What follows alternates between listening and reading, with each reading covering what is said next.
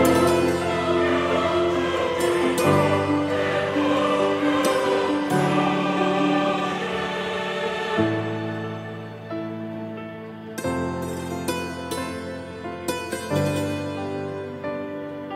मित्रांनो, स्वागत आहे हॉस्पिटलमध्ये। आपण आज जाणार आहोत हम्पीला। आपण या ठिकाणी अनन्या रिसॉर्टवर राहिलेलो होतो। इथे डॉर्मेटरीमध्ये सोय आहे 700 रुपये पर पर्सन।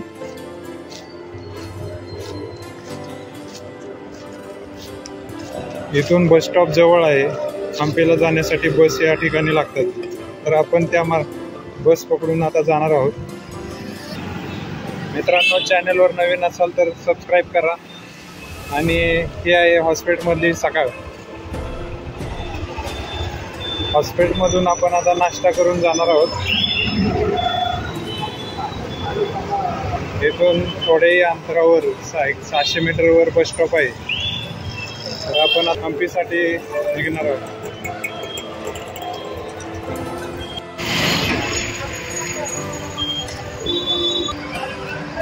हे आहे कर्नाटका ट्रान्सपोर्ट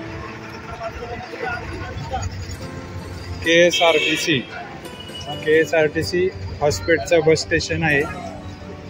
तिथून इतर राज्यातही जाण्यासाठी बसचे सोय आहेत आणि हम्पीला जाण्यासाठी आपण आता बस पकडणार आहोत। आणि हा आहे प्लॅटफॉर्म नंबर 12। या ठिकाणी हम्पीला जाण्यासाठी बस लागेल। ही आहे हॉस्पिटलमधली सकाळ। कर्नाटक परिवहन मंडळ कॅन्टीनमध्ये आपण नाश्ता करणार आहोत। आता आज नाश्त्याचे इथे प्राइस लावलेले आहे। इडली वडा, इडली, केसर भात, मसाला डोसा, प्लेन डोसा, हे रिजनेबल रेटमध्ये आहेत। आपण इथं नाश्ता करू शकतो सकाळी सकाळी आणि इथल्या इथं हम्पीची गाडी पकडू शकतो। जंगली महाराज कुठे? जंगली महाराज इकडे कसं काय? इथं बघा जन्म तिथे जरूर सर्व्हिस तिथे झालं होतं। आम्ही धनकवडीला राहिलो। धनकवडीला का? पैसे दिले देतो, गुगल पे करतो। तर तुम्ही या हॉटेलला जरूर भेट द्या। हॉस्पिटलच्या कॅन्टीनमध्ये यांचे हॉटेल आहे, तर या ठिकाणी नाश्ता करण्याची सोय आहे।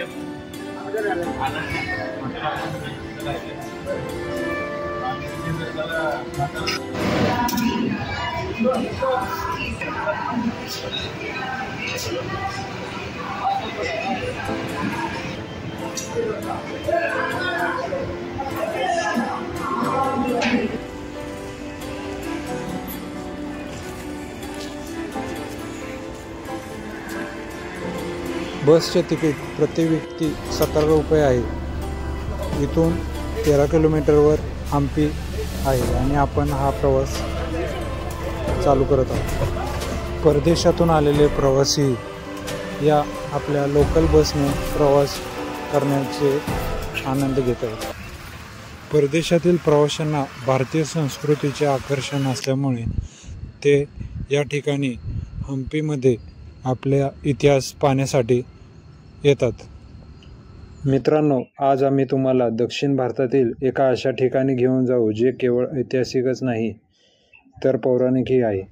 इतके मोठे, विशाल आणि काही अर्थाने पौराणिक आहे की त्याशिवाय रामायणाची कथाही पूर्ण झाली नसती। तुंगभद्रा नदीच्या किनाऱ्यावरील सुंदर टेकड्यांमध्ये वसलेली हम्पी ही एकेकाळी विजयनगर साम्राज्याची राजधानी होती। डोंगरात वसलेली हम्पी ही एकेकाळी विजयनगर साम्राज्याची राजधानी होती आणि तिची ख्याती सर्वत्र पसरली होती। केवळ संपूर्ण दक्षिण भारतालाच नाही, पण आशिया आणि अरबस्थानातील देशांनाही याचा प्रभू रामाने माकडांशी मैत्री केली होती। सीतेच्या शोधात लंकेवर हल्ला करण्यापूर्वी राजा सुग्रीव आणि रामांची भेट झाली होती ते हे ठिकाण। पवनपुत्र हनुमानाचे जन्मस्थान म्हणून ओळखले जाणारे ठिकाण। हम्पीला लागून असलेल्या अंजनाद्री पर्वतावर असलेले प्रसिद्ध आणि अज्ञात मंदिरे हे सर्वत्र भाविकांच्या भेटीचे केंद्र बनले आहे। विजयनगर म्हणजे हम्पी शहराच्या वरील स्मारकांना आपण भेट दिल्याने आपल्याला विजयनगरच्या गतकाळाला आठवून त्यावर विचार करण्यास भाग पाडले जाते. आपण जागतिक वारसा स्मारकाचा एक कठोर आणि परिश्रमपूर्ण दौरा करूनही त्या ठिकाणच्या फक्त आठवणींमुळे त्यांना भोगाव्या लागणाऱ्या अडचणींचा आपणास विसर पडतो. हे साम्राज्य 2 शतकाहून अधिक काळ टिकले आणि त्याचा नाश झाला, परंतु त्याचे वैभव अजूनही पर्यटकांच्या मनात जिवंत आहे. या आश्चर्यकारक वास्तू व वारसा याचे संरक्षण व संवर्धन जतन करणे हे सध्याच्या समाजाची नैतिक जबाबदारी व कर्तव्य आहे. हम्पीला कसे पोहोचावे? ट्रेन प्रवासाबद्दल आपण पहिला एक व्हिडिओ टाकलेला आहे, तरी तुम्ही त्याला पाहू शकता.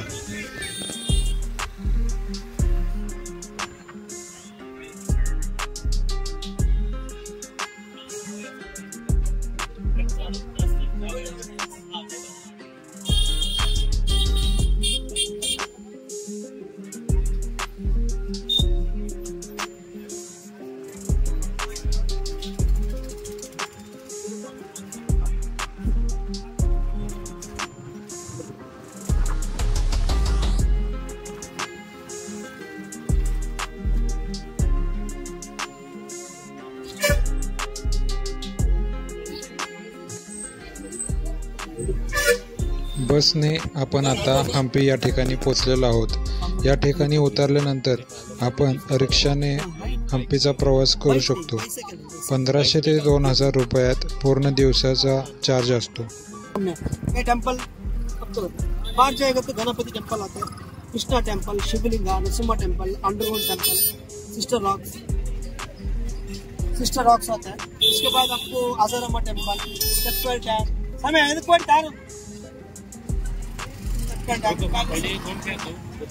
टेम्पल बाद में देख सकते.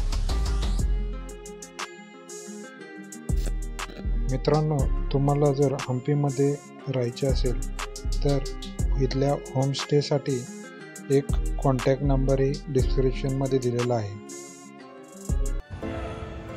हम्पी शहराबाबत पर्शियन राजदूत अब्दुल रजाक 15व्या शतकात म्हणाले होते की जगात हम्पी इतके मोठे शहर नाही, त्याच्याशी स्पर्धा करण्यासाठी कोणतेही दुसरे शहर नाही. 14व्या शतकात हम्पी हे विजयनगर साम्राज्याची राजधानी होते.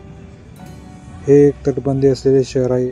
पर्शियन आणि युरोपियन प्रवाशांनी, विशेषतः पोर्तुगीजांनी लिहिलेल्या इतिवृत्तात असे म्हटले आहे की हम्पी हे तुंगभद्रा नदीजवळचे समृद्ध, श्रीमंत आणि भव्य शहर होते.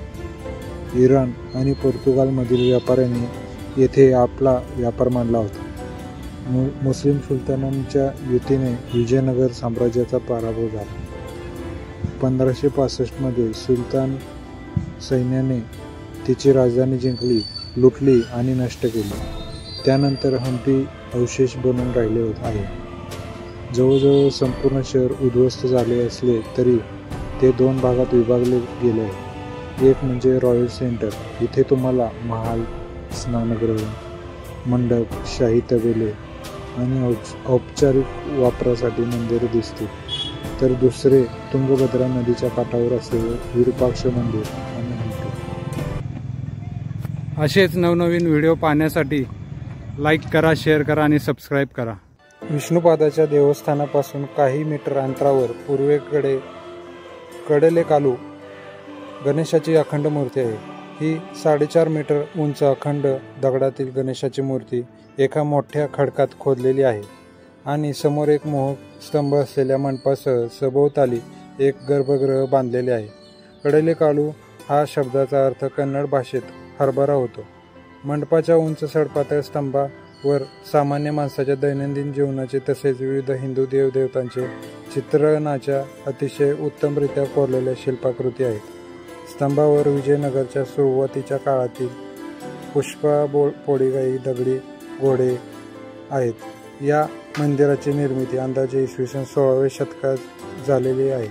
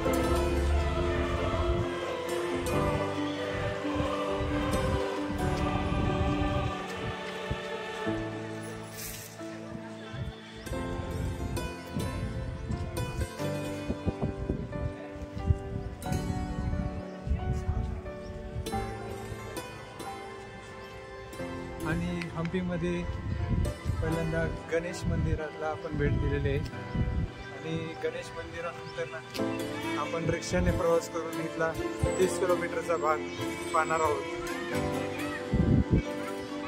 या ठिकाणी वनराज अर्थात माकडांची टोळी आहे. तर आपल्याला इथे एंट्री मिळते का नाही बघू, आपल्या अंगावर येत आहे.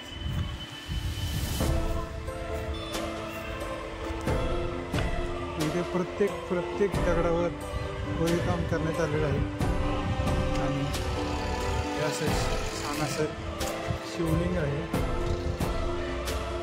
गणपती मंदिराचा परिसर आहे.